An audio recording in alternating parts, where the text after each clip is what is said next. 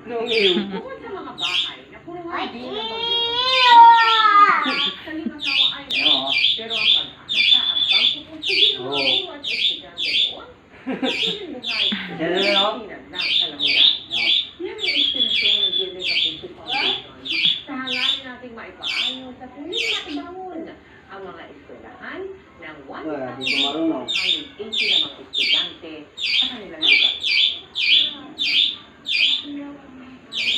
Ay, bukas ang data ng mga tungo sa magandang pinansa.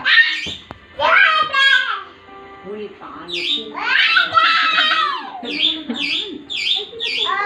hindi na makapang. sa munisipalidad ng ang nakatayo sabi ng dito ang San Bernardo Gabi may gamot to na to. Ay, yum. Magallanes Ako muna to eh.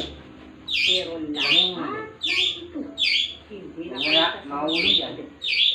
hindi na mga upuan ang nasa loob ng silid mga nabasang gamit at nagbasakang yero ang ating nadatnan.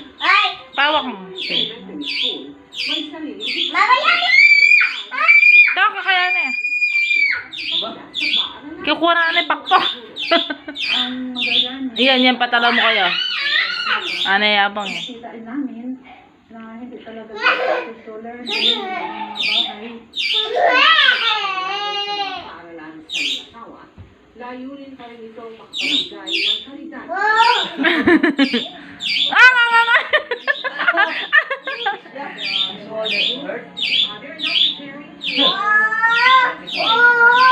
necessary Kapuso Foundation ay nag-port sa Limasawa Island para makita ang sitwasyon ng mga paaralan.